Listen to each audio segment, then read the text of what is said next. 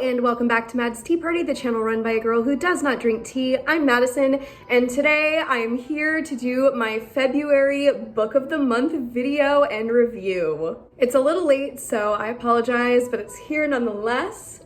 And before I get started, I would just like to plug my book for a second. Bear with me. If you like fantasy, if you like romance, please sign up for my newsletter to get all of the news in advance. Kingdom of the Sea releases June 6th, so keep an eye out for some pre-sale stuff. Yay! Alright, so let's get straight into the book reviews. If you haven't watched one of these videos before, basically I'm going to talk about each book that I read in the month of February, and then at the end I will give you my favorite book, the book of the month. So let's get straight into it. The first book that I read in the month of February was Seafire, and this one I loved. I gave it 5 stars. I was really hoping I would like it, and I did, so no complaints there. Basically, the plot of Seafire is there's this girl, her name's Caledonia, and her family gets killed by this warlord, and she dedicates her life to bringing him down one step at a time. This one, it has pirate vibes. Technically, she's not a pirate, but it's like as close to it as you're gonna get, okay? And I'm an absolute sucker for all-female pirate crews, so this was right up my alley. There really wasn't a ton of like romance in this book, so it's weird that I liked it as much as I did because I can read like nothing without a romance, but this book was the exception for me and I adored it. The main character was just so interesting and she wasn't annoying, which is a pretty common thing with YA protagonists, but this girl was not. And the world was so interesting. I'm just interested to learn more about it. I already bought the second book in the series, so I will be reading that at some point. Lots of action, lots of adventure, and yeah, it was really great. I actually did have a tragedy with this book while I was reading it. It was horrible. I took this book out with me and I was reading it while I was out, and when I tried to put it back into my backpack, the cover got ripped clean off. So this is actually the second copy of Seafire that I own because I refused to put a book with no cover on my shelf.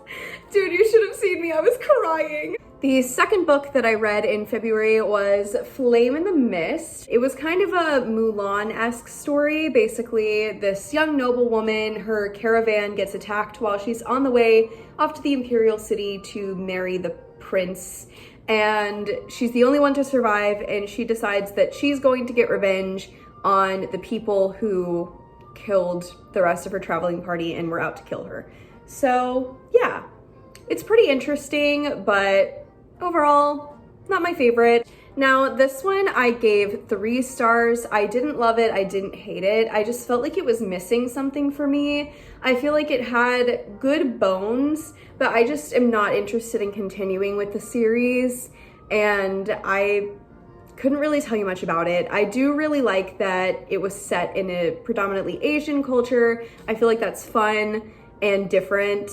But yeah, I didn't really love it. I do have another series by this author that's coming up soon, so hopefully I like that one better, but yeah, I was not sold on this one. The third book that I read in February was Until I Die. So this is the second book in the Die For Me trilogy. Basically in that one, there's a young girl, she's living in Paris, and she discovers that the guy she's dating is like not undead, like a zombie, but he's immortal and he continues to die. It's very strange. Book 1, I gave 3 stars. I really didn't love it, but I saw potential in the series and I already had this book, so I was like, well, I'll continue.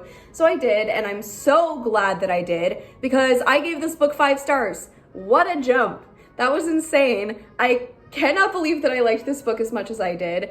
This book really got me invested in the love story more than the first one did. It established a lot more about the world, and I just loved it. Every part of this book, and I just kept reading and reading and reading, and it ended on kind of a cliffhanger, so I kind of went straight into the next one. So the next one being If I Should Die, the third and final book in the Die For Me trilogy. I recommend this trilogy as a whole. I did give this one 4 stars just because I feel like it wasn't as good as the second installment, but it was definitely better than the first one. So it's somewhere in that middle ground. But yeah, it was definitely a satisfying ending to the trilogy. Yeah, read it. Please read this series. It's worth it. Just get past that first book and then it'll get really, really good. And the fifth and final book that I read in February was The Queen's Assassin. I gave this book 4 stars, but I don't plan to read the second one. And that is really rare for me. Honestly, I probably should have given it 3 stars because usually 3 stars is the threshold of where I'm not gonna read the second one. So this one is basically about this girl named Shadow and this guy named Cal, and he's an assassin and she's trying to escape joining court.